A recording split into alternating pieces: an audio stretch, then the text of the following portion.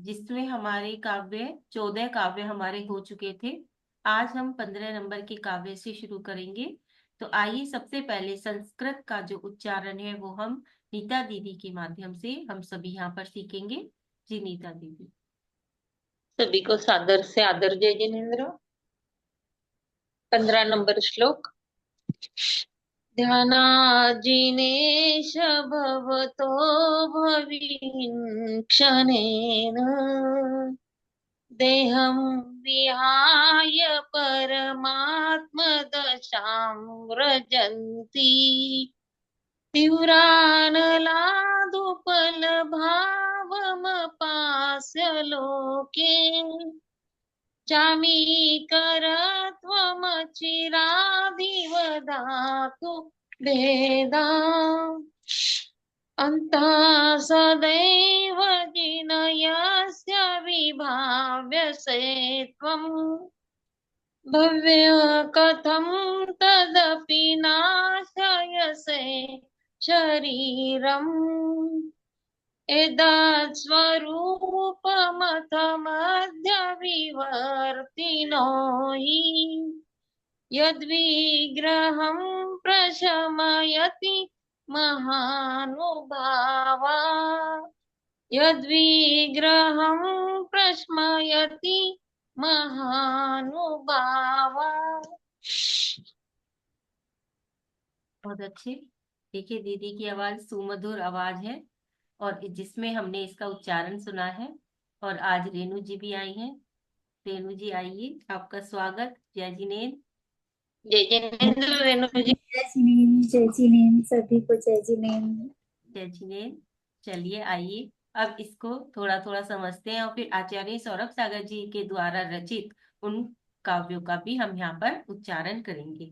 सबसे पहले ये जो काव्य है 15 नंबर का, ये चोरीगत द्रव्य त्रायक है, यानी कि चोरी गई हुई वस्तु या आपकी जो खो गई वस्तु है उसको पाने के लिए हम इस काव्य का सहारा ले सकते हैं। इस काव्य के द्वारा हम उस चीजों को पा सकते हैं। तो सबसे पहले इसका उच्चारण ध्यान, आधा जय तक करेंगे। ध्यानाज जिनेश भवतो भविना क्षणेन देहम विहाय परमात्म दशाम व्रजंती त्रिवान नला दुपल भाव मपास्य लोके चामी करत्व मचिरादिव धातु भेदा।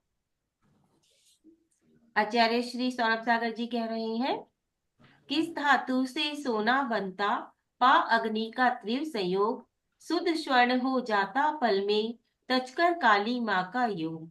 ऐसे ही संसारी प्राणी तेरा ध्यान लगाते हैं, राग द्वेष तन तजकर क्षण में परमात्म पद पाते हैं। यहाँ पर कह रहे हैं कि जिन जिन धातुओं से सोना बनता है वह क्या हो जाता है, जैसे ही वह अग्नि का संयोग पाता है, क्योंकि अग्नि में तपकर ही कोई भी चीज सोना बनती है। तो जिन जिन धातुओं से सोना बनता है वह जैसे ही अग्नि का संयोग पाता है, यानी कि अग्नि में जब उनको तपाया जाता है तो वह क्या हो जाता है, वह पल भर में ही शुद्ध स्वर्ण हो जाता है, यानी कि शुद्ध सोना बन जाता है। यानी कि जो भी चीजें, जो भी धातुओं का प्रयोग होता है वह अग्नि के ताप से कैसा हो जाता है, स्वर्ण में परिवर्तित हो जाता है। उसी प्रकार कह रही हैं कि संसारी प्राणी, जो भी संसारी प्राणी है, हे प्रभु, हे पार्शनाथ भगवान, जब वह आपका ध्यान करते हैं तो वह क्या करते हैं, अपने राग द्वेष को तज कर, यानी कि जितने भी विकारी भाव है, चाहे वह कषाय हो चाहे वह राग द्वेष हो, वह उन सबका त्याग करके, यानी कि जैसे वो धातु कालिमा को छोड़कर शुद्ध स्वर्ण पीत वर्ण में परिवर्तित हो जाती है, इसी प्रकार से जो संसारी प्राणी है जब वो आपका ध्यान करते हैं तो वह अपने क्रोध, कषाय आदि, राग द्वेष आदि विकारी भावों को छोड़कर, उन कालिमा को छोड़कर परमात्म पद को प्राप्त हो जाते हैं, यानी कि मोक्ष पद को प्राप्त हो जाते हैं। ठीक है, इसका यहाँ पर ये अर्थ है। इसकी जो रिद्धि है वह है 15 नंबर काव्य, ओम रीम अरहम नमो तक्कर धड़प धड़प्पी याए। मंत्र है ओम रीम नमो गंधारी नमः श्रीम क्लीम एम ब्लूम ह्रूम स्वाहा। फल यही है कि चोरी गई वस्तु हमें वापस मिल जाती है।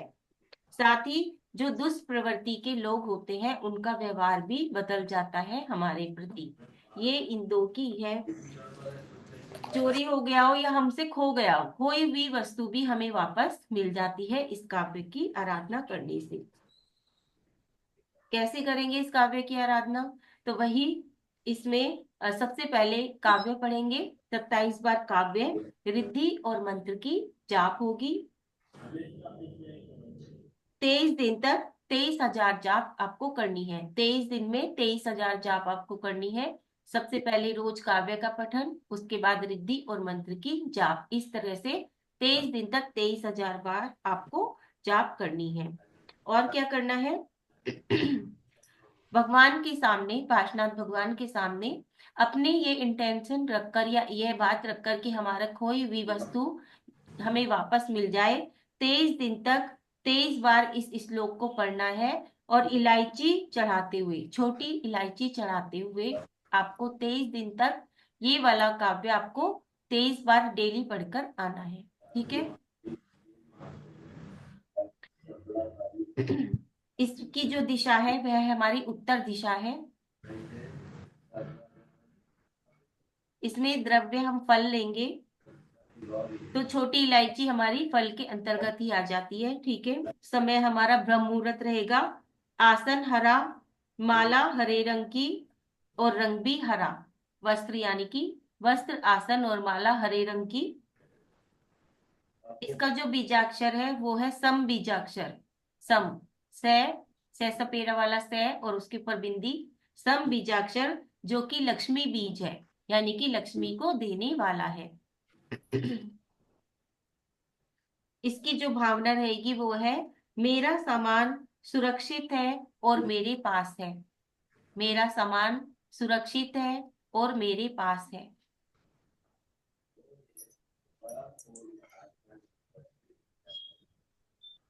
ठीक है? और इसमें हम क्या कर सकते हैं? तो अगर हमारा पर्स चोरी हो गया है तो घर में क्या कर सकते हैं? कमल गट्टे के बीज से हवन करें। ठीक है? ये काव्य रिद्धि मंत्र पढ़ते हुए हवन करें घर में ही। अगर हमारा घर में पर्स आदि पैसे चोरी हो गया है तो कमल गट्टे के बीज से हवन करें।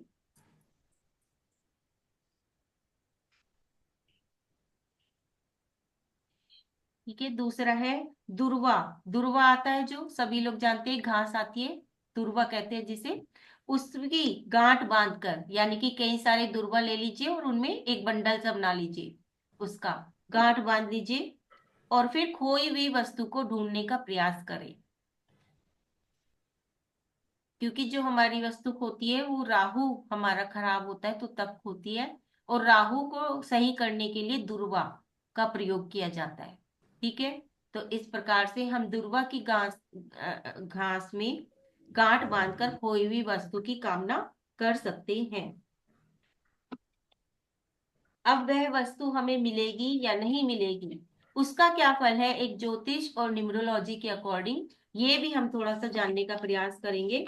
तो इस कैलकुलेशन को भी समझ लेते हैं कि वो हमारी वस्तु मिलेगी या नहीं मिलेगी, या हमें किस दिशा में इस वस्तु को ढूंढना चाहिए, या वह हमारी किसके पास है वस्तु। तो इस चीज को भी एक कैलकुलेशन है छोटा सा, तो हम वो भी यहाँ पर सीखेंगे। सबसे पहले क्या करेंगे? जो चीज हमारी खो गई है उसका नाम मतलब जान लेंगे। जैसे मान लो हार खो गया है या कुंडल खो गए हैं, ऐसे। यानी कि उस वस्तु का हमें नाम पता होना चाहिए, या हमारे कोई पेपर खो गए हैं। ठीक है? हमने नाम जान लिया। अब उस नाम के अंदर कितने अक्षर आते हैं वो देखेंगे। जैसे पेपर है तो 3 अक्षर हो गए, हार है तो 2 अक्षर हो गए। ठीक है? इस तरह से, यानी कि उस खोई हुई चीज के नाम में जितने अक्षर हैं हम उन अक्षरों को लिख लेंगे, मतलब काउंट कर लेंगे, जैसे 3, 4, 2। ठीक है? ऐसे फिर है। अब वो भी जो भी अंक आ रहा है उसमें 3 अंक और जोड़ देंगे, यानी कि 3 नंबर उसमें प्लस कर देंगे। मान लीजिए अगर वो 4 नंबर है तो उसमें +3 कर देंगे, 7 हो गया। ठीक है? इस तरह से अगर वो 2 है तो उसमें 3 प्लस कर देंगे तो 5 हो गया। तो इस तरह से जो भी हमारा वो है उसमें हम 3 अंक को प्लस करना है, चाहे कोई भी हमारा अंक आए। ठीक है, अब इन दोनों को जोड़ने के बाद जो भी अंक हमें प्राप्त होता है उसमें हमें 5 से भाग कर देना है। जो भी अंक हमें प्राप्त होगा उसमें हमें 5 से भाग कर देना है, यानी कि 5 से उसको डिवाइड कर देना है। ठीक है, मान लीजिए 7 आया तो उसको 5 से भाग दे दें, 5 आए तो 5 से ही भाग दे दें। इस तरह से आपको करना है। ठीक है, इतना आगे समझ में। हाँ, अब क्या करना है, अब शेषफल देखेंगे। अब भाग देने के बाद यदि 1 आता है, आपका शेष 1 आता है, तो यानी कि चीज आपके घर में ही है। अगर 2 आता है शेषफल तो चीज घर से बाहर है।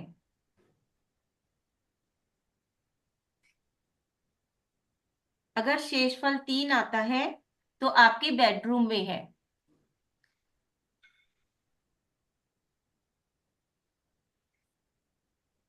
अगर 4 शेषफल आता है तो घर के आसपास गिरी है या फिर किसी ने वो बाहर फेंक दी है।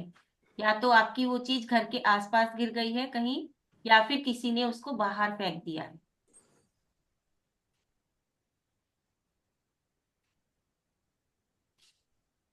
और अगर शेषफल 0 आता है तो किसी ने उस चीज को मजाक में छिपा दिया है, कुछ समय बाद आपको मिल जाएगी।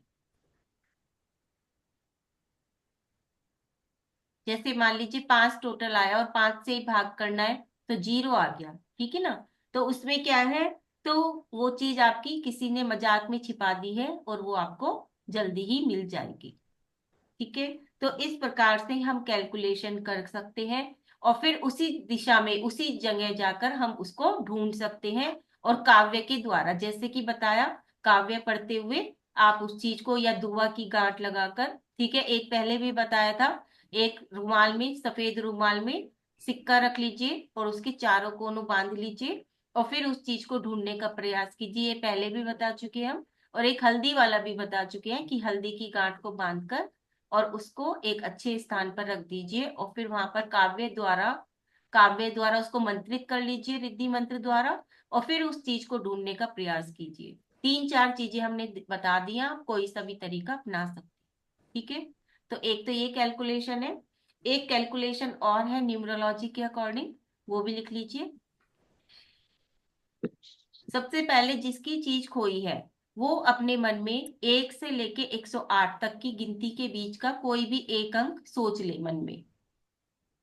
जिसकी भी वस्तु खोई है वो व्यक्ति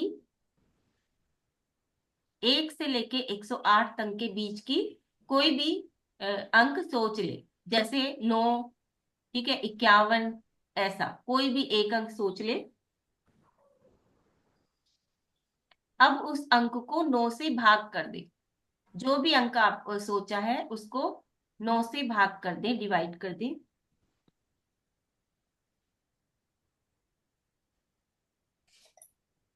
उसमें जो शेषफल है वो इस प्रकार से है।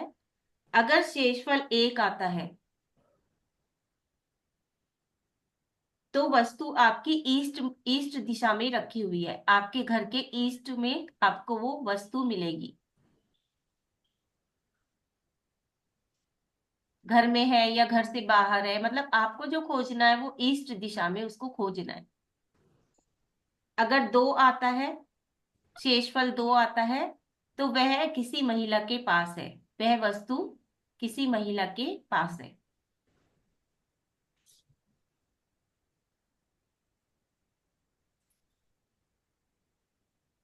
अगर 3 आता है उसका शेषफल, तो वह आपके अपने ही किसी लोगों के पास है जो आपको जल्दी ही मिल जाएगी। वह आपके अपने ही किसी लोगों के पास है जो जल्दी ही मिल जाएगी।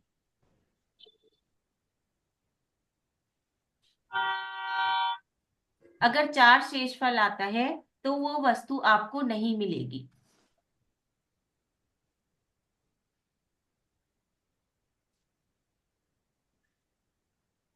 अगर 5 शेषफल आता है तो आपको थोड़ा इंतजार करना पड़ेगा। इंतजार के बाद आपको वो वस्तु आपकी मिल जाएगी।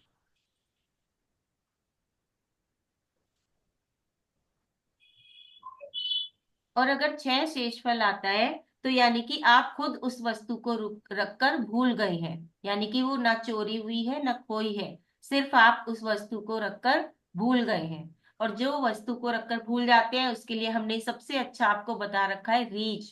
रीच बोलिए। जैसे ही आप रीच रीच बोलना शुरू करते हैं, आपकी खोई हुई वस्तु आपको तुरंत मिल जाती है। ये तो बहुत लोग इसको अपना चुके हैं, और जिस जिसने भी इसको अपनाया 10 से 15 मिनट के अंदर अंदर उनकी वो वस्तु उनको मिल गई है। ठीक है। आज भी करते हैं, 2 साल पहले हमने ये सिखाया था, तब से लेके आज तक अभी भी 5-6 दिन पहले ही ये बात भी मेरे सामने आई है कि रीच रीच किया और उनकी वो वस्तु मिल गई। तो मतलब 2 साल से लगातार ऐसे बहुत सारे रिजल्ट्स इसके हमें मिल चुके हैं कि जो भी रीच रीच बोल के अपनी वो कोई भी वस्तु को ढूंढने का प्रयास करता है, उनकी वो वस्तु मिल जाती है। ठीक है। तो इस प्रकार से अगर आप खुद ही रख के भूल गए हैं तो इसमें सबसे अच्छा बस यही है कि आप रीच बोलना शुरू कर दें और उस वस्तु को ढूंढना शुरू कर दें, वो जहां भी होगी आपकी आंखों के सामने आ जाएगी। ठीक है। तो इस प्रकार से ये कुछ तरीके हैं जिनके द्वारा हम जान सकते हैं कि हमारी वस्तु कहाँ पर है, और तभी हम उस तरफ से ढूंढने का प्रयास कर सकते हैं। ठीक है। तो ये तो हो गया हमारा काव्य नंबर 15।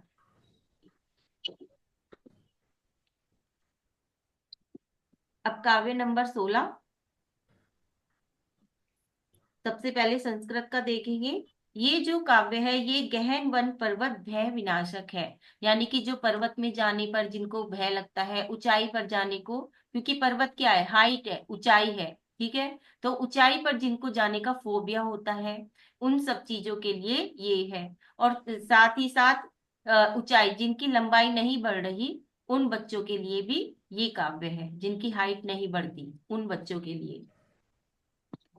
और वन पर्वत आदि पे किसी भी प्रकार का, अगर हम ऐसे जा रहे हैं, किसी ट्रैकिंग पे जा रहे हैं, तो कोई भी उपसर्ग वहां पर नहीं होता, यानी कि किसी भी प्रकार की परेशानी नहीं आती अगर हम इस काव्य को पढ़ते चले जाते हैं। जैसे आजकल बच्चे ट्रैकिंग में बहुत जाते हैं, ठीक है ना, तो वो अगर ये काव्य, अगर उन्हें कहीं डर भी लग रहा है तो ये काव्य वो आराम से पढ़ सकते हैं, तो उन्हें किसी भी प्रकार की कोई बाधा नहीं होगी, कोई भी परेशानी उनके सामने नहीं आएगी। ठीक है। अब इसमें क्या कह रहे हैं, सबसे पहले संस्कृत का देखेंगे। अंतः सदैव जिन यस्य विभाव्यसे त्वं भव्यै कथम तदपि नाश्यसे शरीरम एतत् स्वरूप मत मध्य विवर्तिनो हि यद विग्रहम प्रशमयन्ति महानुभावा। ठीक है। आचार्य जी क्या कह रहे हैं, तुमको बैठा अपना तन में भविजन ध्यान लगाते हैं और उसी तन को क्यों प्रभुवर आप नष्ट करवाते हैं। ऐसा ही स्वभाव जीव का राग द्वेष से रहित हुआ महापुरुषों ने विग्रह करके काय द्वेष को शमित किया। कह रहे हैं, ही पार्श्वनाथ भगवान, जिस शरीर में के मध्य में स्थित होकर आप क्या कहते हैं, आपका ध्यान लगाते हैं, योगी जन क्या करते हैं, या जो भी आपका ध्यान लगाते हैं, कैसे, अपने शरीर की मध्य यानी कि हृदय के मध्य भाग में आपको आपका ध्यान लगाते हैं। और फिर आप जहां पर आपको बैठाया गया है, यानी कि जिस हृदय में, जिस शरीर में आपको बैठाते हैं, आप फिर उसी शरीर को क्या करवा देते हो, नष्ट करवा देते हो। क्योंकि जब मोक्ष की प्राप्ति होगी ध्यान के द्वारा, तो ये शरीर क्या हो जाएगा, नष्ट हो जाएगा। ठीक है। तो कह रहे हैं कि उसी शरीर को आप क्या करवा देते हो, नष्ट करवा देते हो। तो ये तो क्या है, एक विपरीत चीज हो गई कि जिस चीज में आपको बिठाया, आपको लेकर आए, उसी चीज को आपने क्या करवा दिया, नष्ट करवा दिया। तो कह रहे हैं कि ऐसे ही स्वभाव जीव का, तो ये स्वभाव क्या है, यही स्वभाव जीव का है, जो कि राग द्वेष से रहित हो जाते हैं। क्योंकि जो महापुरुष है वो क्या करते हैं, वह भी इसी प्रकार से अपनी आत्मा से उन सारे विकारी भावों को दूर कर देते हैं, यानी कि अलग कर देते हैं। ठीक है, अपने शरीर को अलग कर देते हैं और अपनी आत्मा से उन विकारी भावों को, राग द्वेष को, क्रोध कषाय को अलग कर देती हैं, जैसे ही वह आपको अपने अंदर ध्याते हैं। ठीक है, आया समझ में कि जिस प्रकार से आपको अपने अंतरंग में बिठाने से आप हमारे शरीर को अलग और आत्मा को अलग कर देते हैं, उसी प्रकार से जो महापुरुष है वह आपका ध्यान करने से अपनी आत्मा से उन सारे विकारी भावों को, उन सारे कर्मों को क्या कर देते हो, अलग कर देते हो ध्यान के माध्यम से। ठीक है, तो इस प्रकार से यहाँ पर बताया गया है। अब इसके जो रिद्धि और मंत्र हैं वो है, रिद्धि है ओम रीम अरहम नमो ऋग भय पणासये। मंत्र है ओम नमो गौरी इंद्र वज्रे रीम रीम नमः स्वाहा। अब इस काव्य पे क्या करना है, सबसे पहले उसी प्रकार से काव्य 27 बार रिद्धि और मंत्र की जाप करनी है इसकी साधना में। तो इसकी साधना में आपको 21 दिन तक 21,000 जाप करनी है। 21 दिन तक 21,000 जाप कर लेनी है, और साथ ही काव्य तो पढ़ना ही पढ़ना है। इसमें जल तत्व को लिया गया है। जल के द्वारा, जल के द्वारा क्या होता है, हमारी जैसे जल क्या करता है, सब जितनी भी गंदगी है उसको दूर करता है ना, कीचड़ को दूर करता है, गंदगी को दूर करता है, हम मैल को दूर करता है। तो उसी प्रकार से जल क्या करेगा, हमारी आत्मा में जो विकारी भार बैठे हुए हैं उनको भी दूर करेगा। ठीक है, हमारे अंदर चाहे वह रोग बैठे हुए हैं उनको भी दूर करेगा और हमारी आत्मा को भी निर्मल करेगा। तो जल के द्वारा हम क्या कर सकते हैं, इसमें हम अपनी अंतरंग की जितने भी विकारी भाव है उनको हम दूर कर सकते हैं। ठीक है, अब इसमें और क्या करना है, तो रोज पेड़ पौधों को पानी दें, क्योंकि किसका फोबिया है, हमें वन पर्वत का फोबिया है ना। तो इसलिए हमें क्या करना चाहिए, हमें एक कनेक्शन बनाना चाहिए प्रकृति के साथ। तो प्रकृति के साथ कनेक्शन क्या बनेगा, या तो हम अपने घर में ही पेड़ पौधे लगाएं और उनको पानी दें, उनके साथ एक अपना बाउंडेशन बनाए, कनेक्शन बनाए, या फिर बाहर जाकर जो मतलब बगीचे वगैरह होते हैं वहां पर जाएं और पार्क वगैरह में जाएं और तब उनके साथ अपना एक कनेक्शन बनाएं, वहां पर उनके नीचे बैठकर, पेड़ के नीचे बैठकर मेडिटेशन करें। ठीक है, तो उसके द्वारा क्या होगा, हम जब एक प्रकृति के साथ, पेड़ पौधों के साथ हम एक कनेक्शन बनाएंगे तो हमारा उसका जो फोबिया है, वन पर्वत का जो फोबिया है वो हमारा दूर होगा। ठीक है, और क्या कर सकते हैं लंबाई के लिए, तो सूर्य नमस्कार या फिर बहुत सारे आसन होते हैं 5 तरह के, वो हम कर सकते हैं। सूर्य नमस्कार मतलब सूर्य को नमस्कार करना वो नहीं, सूर्य नमस्कार एक आसन है, एक मुद्रा है। तो वो करने से भी बच्चों की हाइट बढ़ती है, लंबाई बढ़ती है। ठीक है, तो ये सब आप गूगल पे देख सकते हैं, वहां पर यूट्यूब पर भी बहुत सारे पड़े हुए हैं कि किस प्रकार से सूर्य नमस्कार किया जाता है। ठीक है, तो ये एक आसन है, एक मुद्रा है, तो वो कर सकते हैं। एक ताड़ासन होता है, वृक्षासन होता है, तो इस तरह के कई सारे आसन हैं जिनसे लंबाई बढ़ती है। तो जिन बच्चों की लंबाई नहीं बढ़ रही वो वहां पर देखकर गूगल पे या फिर यूट्यूब पर देखकर वो सीख कर और वो कर सकते हैं। ये आसन होते हैं जिनसे लंबाई बढ़ती है। ठीक है, इस काव्य का पानी पढ़कर भी बच्चों को निरंतर पिला सकते हैं ताकि उनकी लंबाई बढ़े। और अगर बच्चे मेडिटेशन कर सकते हैं, क्योंकि 14-15 साल का बच्चा आराम से मेडिटेशन कर सकता है, तो अगर वो कर सकता है तो पेड़ पौधों के पास बैठ के, अगर नहीं पेड़ पौधे हैं तो कहीं भी छत पर बैठ के आराम से ये मेडिटेशन करे और उसमें सोचे कि समोशरण लगा हुआ है भगवान का और पीछे अशोक वृक्ष है। ठीक है, और वो अशोक वृक्ष बढ़ता जा रहा है, जैसे जैसे वो अशोक वृक्ष बढ़ रहा है वैसे वैसे उनकी हाइट भी बढ़ती जा रही है। इस प्रकार से मेडिटेशन करें। अगर वो रोज 10 मिनट भी ये मेडिटेशन कर लेते हैं, यानी कि अपने आप को इस तरह से कर लेते हैं, अपने अनकॉन्शियस माइंड में बिठा लेते हैं कि उनकी हाइट भी वैसे ही बढ़ रही है जैसे जैसे भगवान का अशोक वृक्ष बढ़ रहा है, तो उनकी हाइट में भी अपने आप उनकी हाइट भी बढ़ने लग जाएगी। ठीक है, तो एक ये भी तरीका है कि हम इस तरीके के द्वारा, यानी कि अपनी माइंड सेट के द्वारा भी हम अपनी हाइट को बढ़ा सकते हैं, क्योंकि माइंड सेट के द्वारा हम बहुत सारी बीमारियों को दूर कर सकते हैं। कैंसर तक की बीमारी को दूर किया जा सकता है सिर्फ अपने माइंड सेट के द्वारा। तो हम अपनी लंबाई भी बढ़ा सकते हैं अपने माइंडसेट के द्वारा। बस हमें बिल्कुल डूबकर सिर्फ हमें यही सोचना है कि जैसे जैसे अशोक वृक्ष बढ़ रहा है भगवान के समूह शरण में उनके पीछे, वैसे वैसे ही मेरी हाइट भी बढ़ती जा रही है। ठीक है, तो इस प्रकार से भी हम कर सकते हैं।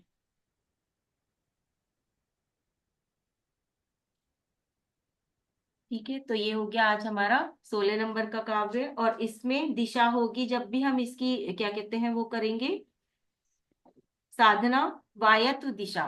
वायतु दिशा यानी कि नॉर्थ और वेस्ट का कॉर्नर, ब्रह्म मुहूर्त और सफेद आसन, सफेद माला और सफेद वस्त्र। इसका जो बीजाक्षर है वो है ठम, है ठठेरा और उसके ऊपर बिंदी, ठम बीजाक्षर, जो कि चंद्र बीज है, जो कि रक्षा करता है, हमारी रक्षा करता है और हमारे कार्य की सिद्धि भी करता है। तो अगर हम लंबाई का सोच के इस बीजाक्षर को करेंगे तो हमारी उस कार्य की भी हमारी सिद्धि हो जाएगी। ठीक है, इसमें जो भावना है वो यही है कि मैं अपने जीवन में सफलता की ऊंचाइयों को छू रहा हूं। इसमें हम प्रोग्रेस भी कर सकते हैं, मतलब ऊंचाइयों को पर जाना, एक तरह से हम अपने क्या कहते हैं बिजनेस में भी ऊंचाइयों पर जाना चाहते हैं, तब भी हम इस काव्य को अपने इंटेंशन के साथ कर सकते हैं कि हमारा बिजनेस ऊंचाइयों पर चला जाए, या फिर हमें ऑफिस में ऊंचाई मिल जाए यानी कि सफलता मिल जाए। ठीक है, जो भी चीज हम ऊंचाइयों पर ले जाना चाहते हैं अपनी, तो उसके लिए भी हम ये काव्य कर सकते हैं। भावना है मैं अपने जीवन में सफलता की ऊंचाइयों को छू रहा हूं। ठीक है, तो इस प्रकार से ये हमारे आज दो काव्य और हो गए, 15 और 16। अब अगर किसी को कुछ पूछना है तो पूछ सकते हैं।